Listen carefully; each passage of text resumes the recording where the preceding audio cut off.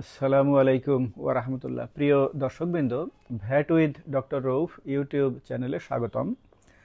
আজ আমাদের 280তম পর্ব। আজকের পর্বে আমরা ভ্যাট আইনের দুটো ধারা আলোচনা করব, ধারা ৭৬ এবং ধারা ৭৭।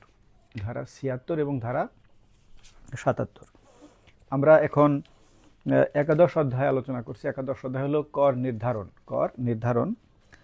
ধারা ৭৬-এর শিরোনাম হলো কর সুবিধা প্রদান ও রদকরণ। এখানে এখানে দুটো উপধারা আছে। উপধারা ১ হলো, যদি কোনো ব্যক্তি এই আইনের কোনো বিধানের অপব্যাখ্যা বা অপব্যবহার করিয়া কোনো পরিকল্পের স্কিম মাধ্যমে কোনো কর সুবিধা গ্রহণ করেন, কোনো কর সুবিধা যদি কেউ গ্রহণ করে বা গ্রহণ করিবার চেষ্টা করেন, কর সুবিধা, তাহা হইলে কমিশনার করদাতাকে শুনানি প্রদান করিয়া নির্ধারিত ক্ষেত্র পদ্ধতিতে এমনভাবে কর সুবিধার যথার্থতা নির্ধারণ, রদকরণ বা হ্রাসকরণের জন্য যুক্তিযুক্ত আদেশ প্রদান করিতে পারিবেন, যাহা এবং সুবিধা লাভকারী ব্যক্তির কর দায়িত্ব নিরূপণ করিতে পারিবেন যেন বিশেষ প্রস্তাবটি গৃহীত হয় নাই বা কার্যকর হয় নাই। এ হলো উপধারা ১। উপধারা ২ হলো, এই ধারার উদ্দেশ্যে কোনো কার্যধারা, চুক্তি, বন্দোবস্ত, প্রতিশ্রুতি, পরিকল্পনা, প্রস্তাব বা কার্যক্রম প্রকাশ্য বা নিহিত বা আইনসঙ্গতভাবে বলবৎযোগ্য হোক বা না হোক, পরিকল্পিত স্কিম এর অন্তর্ভুক্ত হইবে। তো এই ধারার মূল কথা হলো যে কোনো স্কিমের আওতায় বা কোনো স্কিমের কোনো বিধানকে অপব্যাখ্যা করে কেউ যদি কোনো কর সুবিধা গ্রহণ করে তাহলে যথোপযুক্ত কর্মকর্তা তার এই সুবিধা বাতিল করা বা হ্রাস করা বা যে কোনো কার্যক্রম গ্রহণ করা যাবে। তো এই ধারায় যে বিষয়টা উল্লেখ করা আছে, আসলে আমাদের ভ্যাট ব্যবস্থাপনায় এর কার্যকারিতা নেই। কেন কার্যকারিতা নেই? ভ্যাট আইনে যে সুবিধাগুলো বলতে কর রেয়াত, হ্রাসকারী সমন্বয়, রিফান্ড, প্রত্যর্পণ, এইগুলোই হলো মূলত একজন করদাতা যে সুবিধা পায়, এইগুলো সুবিধা পায়। রেয়াত পায়, রিফান্ড পায়, হ্রাসকারী সমন্বয় পায়, প্রত্যর্পণ পায়। তো এর বাইরে এইগুলো ঠিকমতো পাওয়া যায় না। এগুলো মোটামুটি সুনির্দিষ্ট আছে, এগুলোর প্রয়োগ আছে, অনেক সময় পাওয়া যায়, অনেক সময় পাওয়া যায় না। এর বাইরে আর কোনো পরিকল্পের আওতায় কোনো কর সুবিধা গ্রহণ করা, সেটার বাস্তবায়ন আমাদের ভ্যাট আইনে নেই। এবং এখানে পরিকল্পের যে সংজ্ঞা দেওয়া হয়েছে, কোনো কার্যধারা, চুক্তি, বন্দোবস্ত, প্রতিশ্রুতি, পরিকল্পনা, প্রস্তাব বা কার্যক্রম, আসলে এইগুলো ধারা ৩-এ বলা আছে যে এরকম কোনো ডকুমেন্টের উপরে ভ্যাট আইনের স্থান হবে। অর্থাৎ এই সমস্ত ডকুমেন্টে যদি কোনো কিছু উল্লেখ থাকে, সেটা ভ্যাট আইন সেটাকে সুপারসিড করবে। তাই আমার মনে হয় যে আসলে এই ধারাটা খুব বেশি প্রয়োজন ছিল না।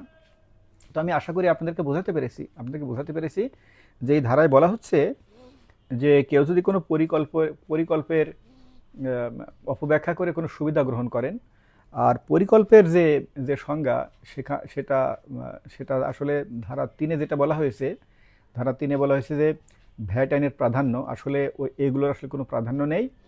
আর সবচেয়ে বড় কথা হলো যে আমাদের ভ্যাট আইনের আন্ডারে রেয়াত, হ্রাসকারী সমন্বয়, রিফান্ড আর প্রত্যর্পণ, এর বাইরে আর তেমন কিছু পাওয়া যায় না। এর বাইরে কোনো কিছু পাওয়াই যায় না। কাজেই এর বাইরে কোনো পরিকল্পের আওতায় কোনো কর সুবিধা গ্রহণ, এটার কোনো আসলে বাস্তবে এর কোনো প্রয়োগ নেই, কোনো বাস্তবায়ন নেই। তো কাজেই এই ধারাটা নিয়ে আমরা আর আলোচনা করব না। আমি আশা করি আপনার ধারা ৭৬-এর যে মূল যে বক্তব্য কী এবং এই বক্তব্যের কার্যকারিতা নেই, সেটা আমি আশা করি আপনাদেরকে বোঝাতে পেরেছি। তো প্রিয় দর্শকবৃন্দ, এবার আমরা ধারা ৭৭ দেখি। ধারা ৭৭ হলো কর নির্ধারণী নোটিশের গ্রহণযোগ্যতা। এই ধারাটা গুরুত্বপূর্ণ, কর নির্ধারণী নোটিশের গ্রহণযোগ্যতা। এতক্ষণ আমরা দেখলাম, বেশ আগে কয়েকটা ধারা আমরা দেখেছি যে কর নির্ধারণ করবে যথোপযুক্ত কর্মকর্তা। যখন ভ্যাট ফাঁকি হবে তখন তিনি একটা কর নির্ধারণ আদেশ জারি করবে। সে যে কর নির্ধারণী নোটিশ, সেটা কতটুকু গ্রহণযোগ্য সে বিষয়টা এই ধারা ৭৭-এ বলা হয়েছে। ধারা ৭৭-এ ৩টে উপধারা আছে। উপধারা ১ হলো চূড়ান্ত কর নির্ধারণ নোটিশের মূল বা সত্যায়িত কপি কার্যধারায় চূড়ান্ত প্রমাণ হিসাবে এমন রূপে গ্রহণযোগ্য হইবে যেন উক্ত কর নির্ধারণ যথাযথভাবে সম্পন্ন হইয়াছে এবং কর নির্ধারণ সম্পর্কিত কার্যক্রম ব্যতীত কর নির্ধারণের সকল বিষয় এবং নির্ধারিত করের পরিমাণ যথার্থ বিবেচিত হইবে। অর্থাৎ যখন এই নোটিশ জারি হয়ে গেছে, জারি হয়ে গেলে এরপরে যদি এর বিপরীতে যদি আপিল করা হয়, তো তাহলে ধরে নেওয়া হবে যে এই নোটিশে উল্লেখিত বিষয় সঠিক, নোটিশটা সঠিক। এখন যিনি আপিল করবেন তাকে প্রমাণ করতে হবে যে এখানে কোনো বিষয় ভুল আছে, কোনো বিষয় এখানে বেআইনি আছে, সেটা যিনি আপিল করবেন অর্থাৎ করদাতা তাকে প্রমাণ করতে হবে। প্রাথমিকভাবে ধরে নেওয়া হবে যে এই নোটিশে উল্লেখ করা বিষয়গুলো সঠিক। উপধারা ২-এ বলা আছে, কোনো কর যাহা নির্ধারণ করা হইয়াছে বা কার্যকর করা হইয়াছে উহা আকার ও প্রকারগত কারণে রদ করা যাইবে না বা বাতিলযোগ্য বলিয়া গণ্য করা যাইবে না। আকার বা প্রকারগত কারণে, অর্থাৎ এই যে কর নির্ধারণ নোটিশ, এই নোটিশের আকার বা প্রকারগত কারণে, আকার বা প্রকারগত কারণ কি, সেটা হতে পারে ফরম্যাট, সেটা হতে পারে যে একটা তথ্য ফরম্যাটে ৩ নম্বর সিরিয়াল ছিল সেটা এখানে ১২ নম্বর সিরিয়াল লেখা হয়েছে। এটা হতে পারে যে এটা প্রিন্টেড ফর্মে দেওয়া হয়েছে নাকি হাতে লিখে দেওয়া হয়েছে। এগুলো হচ্ছে আকার বা প্রকারগত কারণ। এই আকার বা প্রকারগত কারণে এই নোটিশের গ্রহণযোগ্যতা ক্ষুণ্ণ হবে না, এই নোটিশের যে কার্যকারিতা সেটা বহাল থাকবে। আর উপধারা ৩, ধারা ৭৭ উপধারা ৩-এ বলা আছে, কোনো কাজ না করা বা কোনো ভুল ত্রুটির কারণে কোনো কর নির্ধারণ ক্ষতিগ্রস্ত বা প্রভাবিত হইবে না যদি কর নির্ধারণ এই আইনের সহিত সামঞ্জস্যপূর্ণ হয় এবং কর নির্ধারণের আওতাধীন ব্যক্তি বা যাহার উপর কর নির্ধারিত হইতে পারে তাহার নাম উক্ত চূড়ান্ত নোটিশে সাধারণ ধারণা অনুযায়ী উল্লেখিত হয়। অর্থাৎ এখানে যেটা বলা হলো যে এই একই কথা, মূল কথা হলো যে কর নির্ধারণের যে নোটিশ, সেই নোটিশটা কোনো ভুল ত্রুটি, কোনো ছোটোখাটো ভুল ত্রুটি, হয়তো নামের বানানটা হয়তো মোহাম্মদ খলিলুর রহমান কিন্তু আসলে লেখা হয়েছে শুধু খলিলুর রহমান, এমন হতে পারে, বা তার ঠিকানাটা একটু ভুল আছে, এমন হতে পারে। অর্থাৎ এরকম কোনো ভুল ত্রুটির কারণে এই নোটিশের যথার্থতা ক্ষুণ্ণ হবে না যদি মোটামুটি যে পরিপ্রেক্ষিতে এই নোটিশ জারি করা হয়েছে সেটা যদি সামঞ্জস্যপূর্ণ হয়। তো প্রিয় দর্শকবৃন্দ, এই ধারা ৭৭-এ আমরা দেখলাম যে কর নির্ধারণে যে নোটিশ জারি করা হয়েছে সেই নোটিশ ছোটোখাটো ভুল ত্রুটি এই সমস্ত কারণে এই নোটিশটার বাতিল বলে গণ্য হবে না, এই নোটিশের যথার্থতা ক্ষুণ্ণ হবে না। এই কোনো ভুল ত্রুটির কারণে এটাকে বাস্তবায়ন করা যাবে না, সেটা বলা যাবে না। তো ছোটোখাটো ভুল ত্রুটি থাকলেও এই নোটিশটা সঠিক, এই নোটিশটা কোনো কার্যধারায় এটা চূড়ান্ত প্রামাণিক দলিল হিসেবে গণ্য হবে এবং যিনি আপিল করবেন, যিনি করদাতা, যার উপর এই নোটিশ জারি করা হয়েছে, তাকে প্রমাণ করতে হবে যে এই নোটিশের তথ্য সঠিক না, হ্যাঁ তিনি অপরাধ করেননি, তিনি ফাঁকি দেননি, তাকে ডকুমেন্ট দিয়ে প্রমাণ করতে হবে। তো প্রিয় দর্শকবৃন্দ, আজকের এই এপিসোডে আমরা দুটো বিষয় আলোচনা করলাম। প্রথম হলো কর সুবিধা প্রদান ও রদকরণ। আমরা বলেছিলাম যে আসলে এর কোনো বাস্তবে এর কোনো প্রয়োগ নাই।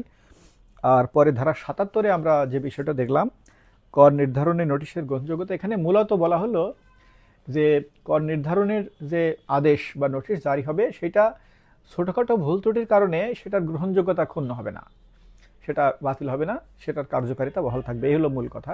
তো আমরা কর নির্ধারণ সংক্রান্ত যে একাদশ অধ্যায়ের আলোচনা আমরা আজকে এখানে শেষ করলাম। আমাদের বিধিতে, একাদশ অধ্যায় বিধিতে কয়েকটা বিধি আছে, সেগুলো আমরা পরবর্তী সেশনে আলোচনা করব। তো প্রিয় দর্শকবৃন্দ, আমি বলেছি এর আগে যে ভ্যাট আইনে মোট 18টা অধ্যায় আছে। এই 18টা অধ্যায় মোটামুটি ধারাবাহিকভাবে সাজানো আছে। তো আমরা পরবর্তীতে এই একাদশ অধ্যায়ের বিধি আলোচনা করব। বিধি আলোচনা করার পরে আমরা আবার দ্বাদশ অধ্যায়ে যাব। দ্বাদশ অধ্যায় হলো মূল্য সংযোজনকর কর্তৃপক্ষ। এই যে এতক্ষণ আমরা দেখলাম যে তারা আদেশ জারি করবে ইত্যাদি ইত্যাদি করবে, এখন কাদেরকে কাদেরকে এই ক্ষমতা দেওয়া হয়েছে, কর্তৃপক্ষ কারা, সে বিষয়টা পরবর্তী অধ্যায়ে আসবে। তো প্রিয় দর্শকবৃন্দ, আমি আশা করি যে আপনারা আমাদের ভিডিওগুলো এনজয় করছেন। আমাদের এই ভিডিওগুলো করার মূল উদ্দেশ্য হলো যে ভ্যাট আইনের বিধিবিধানগুলো মানুষকে বোঝানো, মানুষকে যাদের প্রয়োজন আর কি, যাদের প্রয়োজন তাদেরকে বোঝানো। এই ভ্যাট সংক্রান্ত বিষয়ের যে এডুকেশন এবং ট্রেনিং, এটা খুব কম আছে। আমি দীর্ঘদিন ধরে এই ভ্যাট ট্রেনিংয়ের সাথে আমি জড়িত, আমি প্রচুর ভ্যাট ট্রেনিং দিই। তো ফিজিক্যালি তো অনেকে ট্রেনিং নিতে আসতে পারে না, আমি তো মূলত ঢাকা বেসড। তো এই জন্য এই ভিডিওগুলো করার উদ্দেশ্য হলো যে যারা ফিজিক্যালি আসতে পারে না তারা যেন ওই ভিডিও দেখে দেখে তারা যেন ভ্যাট আইনের মূল যে বিষয় সেগুলো যেন তারা বুঝতে পারেন।